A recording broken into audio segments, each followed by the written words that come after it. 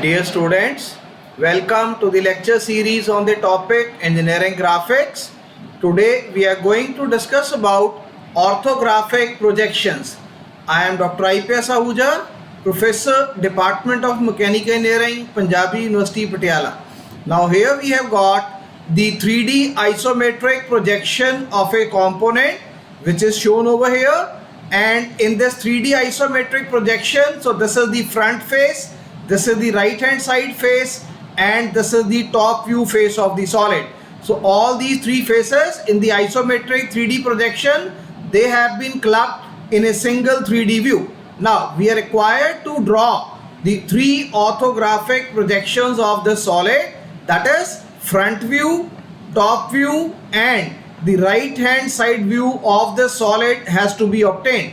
So in order to develop the orthographic projections, we need to evaluate the sizes of the front view face, the top view face, and the side view face respectively. Now when we are going to look at the solid from the front side, so we find that the width of the solid happens to be 50 millimeter, and the height of the solid, it also happens to be 50 millimeter. So the front view face of the solid will be described by the dimensions 50 millimeter by 50 millimeter.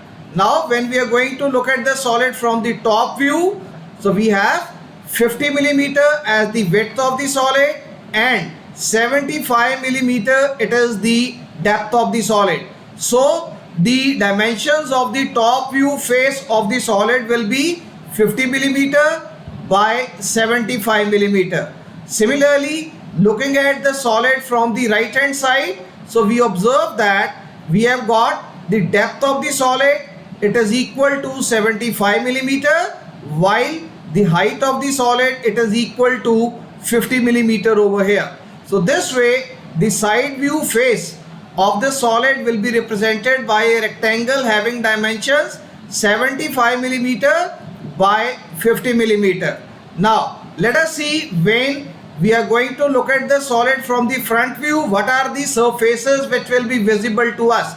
So when we are looking at the solid from the front side, so these are the two faces, face A, which is a circular portion, and then there is squarish face B over here, and we have to exclude the face A out of that because it is a projected face over here. So it is the squarish face minus this cylindrical portion. So this will be our surface B, and as we can look from the front, so surface A as well as the surface B, both of these surfaces, they happen to be parallel to the vertical plane. So the projections of surface A as well as surface B onto the vertical plane will be appearing as the true shapes of these surfaces. And besides these two faces A and B, we are also going to have the dotted line projections in the front view corresponding to the cylindrical hole which is running through and through the entire height of the solid. So corresponding to this hole, we are going to get the dotted line projections in the front view. Now let us look at the solid from the top. So as we are going to look at the solid from the top, so the three faces we will be able to see. Face number 1, it is corresponding to the cylindrical projection over here which is appearing in the front. But since this is a cylindrical cross section, so we are able to see in the top view a rectangular face over here. So this projection of the surface number 1 onto the horizontal plane, it will not be represented as a true shape, rather we are going to get the apparent shape corresponding to the cylindrical cross section over there. Then the surface 2, when we are going to look at the surface from the top, so this is the circular portion, right, and then this is the flat projection over there, and now we have to exclude the cylindrical part over there because it is a separate surface. Now this surface 2, this will be again parallel to the horizontal plane. So we are going to obtain the true shape of the surface 2 onto the horizontal plane in the top view. Then we have got the surface 3. This is corresponding to the cylindrical hole which appears as a circle onto the top surface over here.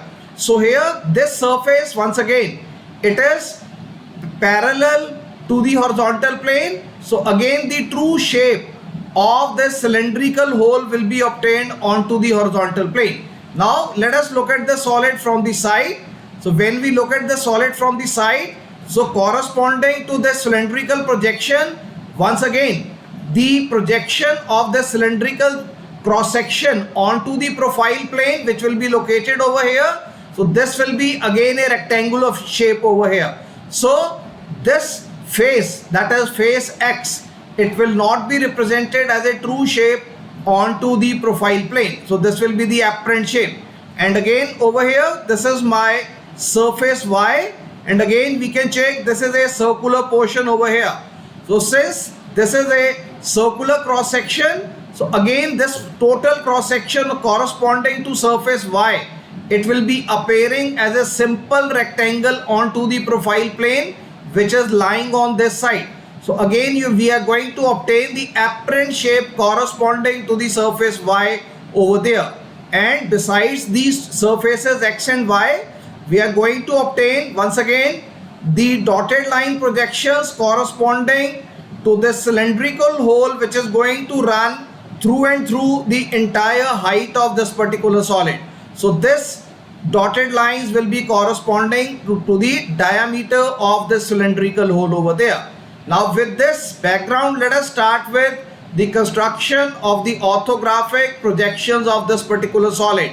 Now here we are required to draw the front view, top view and the right hand side view. So since right hand side view is required, so right hand side view in first angle projections will be obtained on the left hand side. So we are going to get front view of the component above the XY reference line. The top view of the component will be observed below the XY reference line, and the right hand side view will be obtained on the left side of the front view. So let us start with the construction of the front view. So these are the two faces from the front. These are three surfaces which are available from the top, and these are two surfaces which are available from the side. Now all these faces we are going to obtain over here into the orthographic projections. Now let us start with the front view. So in the front view, we know that the dimensions of the front view face, so they are width is equal to 50 millimeter and the height is also equal to 50 millimeter, right? So it is a square face. So we are going to get the width, please check, we have mentioned width over here, equal to 50 millimeter. So the 50 millimeter, it is the width of the front view face of the solid. Now we have marked the height of the front face as 50 millimeter. So we get a square 50 millimeter by 50 millimeter as our front view face corresponding to the solid. Now this height, that is 50 millimeter, it will be projected onto the right hand side view, because we are going to require the height dimension even in the right hand side view. Similarly, the width of this particular component, so these projections, they will be extended onto the top view side, because the width dimension will be required even in the top view face over there. Now we have to mark the depth of the solid. So we have evaluated that the depth of the solid is equal to 75. So please check, this is projection of the cylindrical portion, this is equal to 25 millimeter. Then this flat portion of this element number 2, this is my element number 1, this is my element number 2. So this is the flat portion of the element number 2. It measures 25 millimeter, right? It measures 25. So 25 plus 25, and then there is a circular curve which is having radius. Please check, this is my center. So the radius, because the total width happens to be 50 millimeter, so the center point will be at a distance of 25 millimeter. So this radius will be 25. So if I draw an arc with a radius of 25, so this length of the solid, that is this is the depth of the solid. So this depth of the solid will also be equal to 25. So 25 plus 25 plus 25. So this makes it 75 millimeter. It is the depth of the solid. Now this depth from the top view will be transferred using this transfer line. So this is our transfer line through which all the horizontal distances corresponding to the depth, they will be transferred onto the right hand side view. So this dimension will become in the right hand side view equal to 75 millimeter, right? So we have marked this dimension in the top view, so no repetition has been made. Similarly, this height, it has been marked in the front view. This is equal to 50 millimeter, right? So the height of the solid happens to be 50 millimeter. Now let us start with the construction of the front view. So we know that this is the circular block or a cylindrical block which we are having in the front side of this particular solid. So we have called it element number 1. Now if we have to draw this element number 1, so this is the center of the front face. Why do we say that this is located centrally on the front side? Because you can check, total diameter of this particular cylindrical portion is 40, and this total height of this solid and this total width of the solid happens to be 50, and we have got 5 millimeter offset from this corner, 5 millimeter offset from this edge. So if this is 5, from the other side the offset will be 5. If this offset is 5, similarly offset from the bottom will also be 5.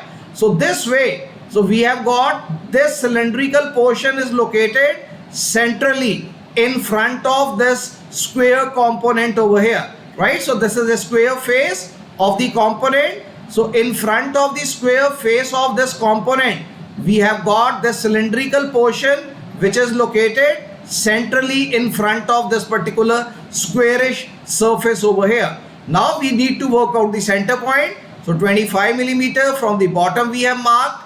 Now we will be drawing a center line which will be horizontal one. Similarly, 25 millimeter from this edge we are going to mark, and again another center line will be drawn. So we get the center of the square. So once we obtain the center of the square, it means that we have been able to obtain the center point corresponding to this cylindrical extension or the projection which is lying in front of this squarish face of the solid.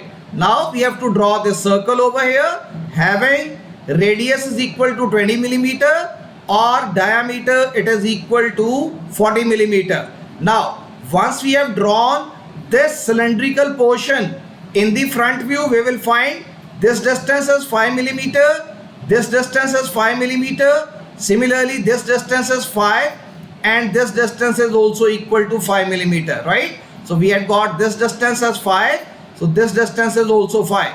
Okay, now we have obtained this cylindrical portion front view.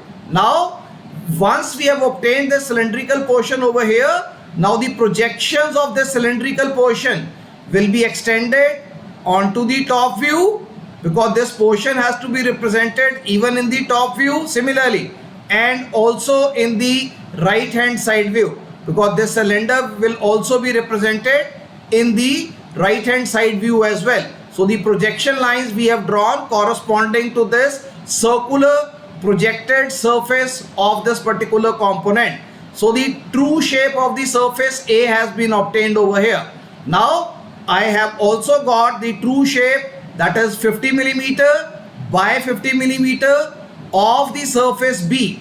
Now this surface B is that it is a squarish portion which is excluding the circular portion. So whatever is the remainder portion over here, so this is my surface B. So the true shape of surface A, true shape of the surface B have been obtained over here.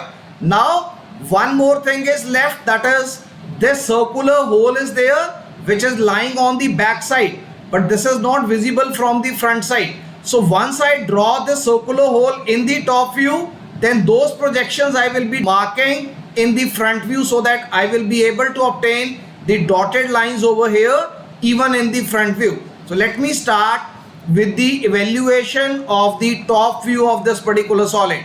So in order to obtain the top view, now you please check, I am looking at the solid from the top. So from the top, this first element, it is going to measure 25 millimeter. So I have marked a distance of 25 millimeter from the front face. So from this face I have marked a distance of 25 millimeter.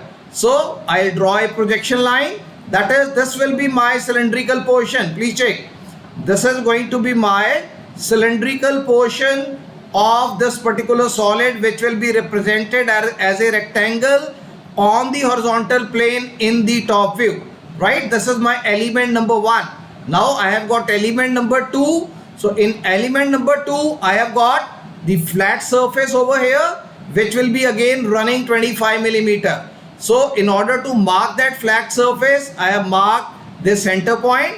So once I mark the center point, this distance will automatically be equal to 25 millimeter. So this center point is located at a distance of 25 millimeter from this square surface over here. So this is my square surface, which has been projected as an edge view in the top face over here, right? In the top view projection, so this square surface will be marked as an edge view. So once I reach this point, I have extended this by another 25 millimeter so that I am able to reach this surface over here.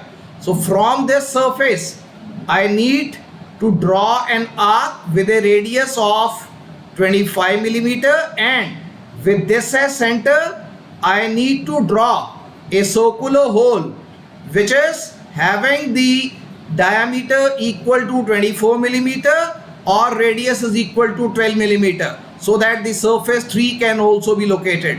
So the center point has been located over here. So having located this center point, now I have marked this hole from the top view. So from the top view I will be able to get the true shape of the circular cross section. And what is the diameter? Diameter of the circular hole happens to be 24 millimeter. This is my surface number 3. Now once I obtain the surface number 3, what I am going to do? I'll be taking the projections upwards so that the dotted line corresponding to this particular cylinder or the circular hole, they can be marked in the front view. So please check, these two projection lines I have drawn, and the moment I draw these two projection lines, now the dotted lines corresponding to the hidden circular cross section over here or the hidden circular hole, so which is line corresponding to the surface 3 in the front view, has also been obtained. So with this, our front view has been completed. Now I know the center point, which is over here. From this, now I will be drawing the arc having radius is equal to 25 millimeter. So I have got with this center an arc which is drawn with a radius of 25, or the diameter of this arc will be 50 millimeter because the width is equal to 50 millimeter. So this radius happens to be 25.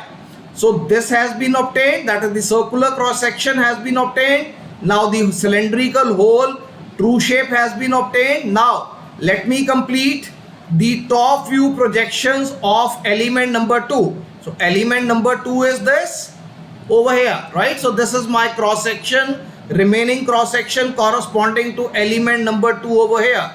So once I join this, so this completes my element number 2 projections in the top view. So this is my surface number 2. So surface 3 is obtained, which is true shape.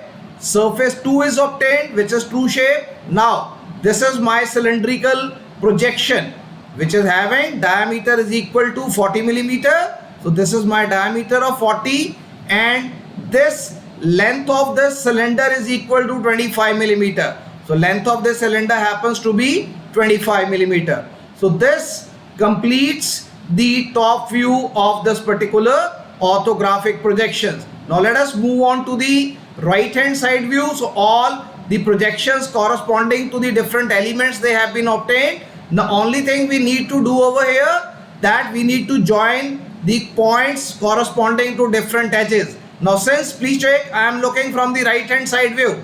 If I am looking at the solid from the right side, so I have to leave 5 millimeter from the top, 5 millimeter from the bottom. So this will be a rectangle which is having the depth is equal to 25 millimeter from the left edge.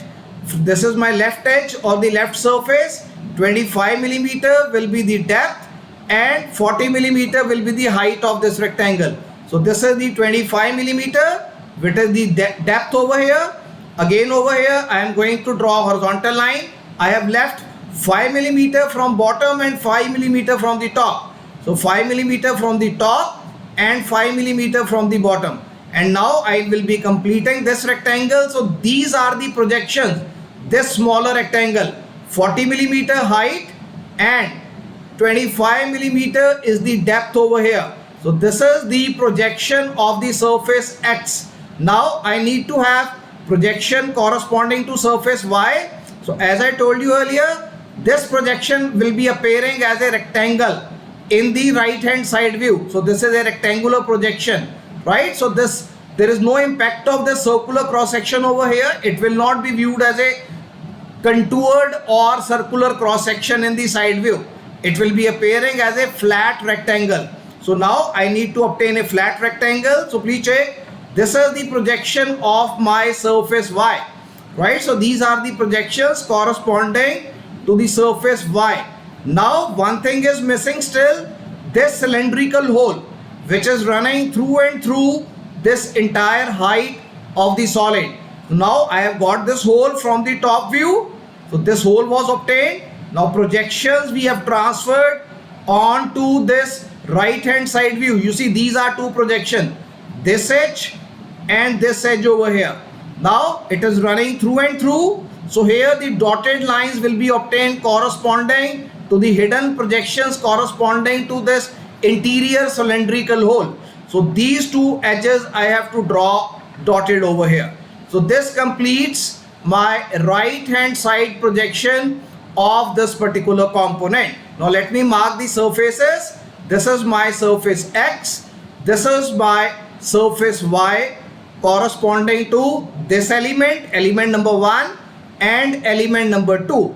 Now once we have completed this, now we are going to remove the marking of the surfaces onto these orthographic projections so that the better understanding can be obtained regarding the interrelationship between these isometric projections and these orthographic projections, right? So this is the complete description of the construction of the orthographic projections when the isometric projections they have been made available to us. So I hope with this discussion it would have clarified regarding how to obtain the orthographic projections of the object when the isometric projections they are available. So thank you very much. Thanks a lot.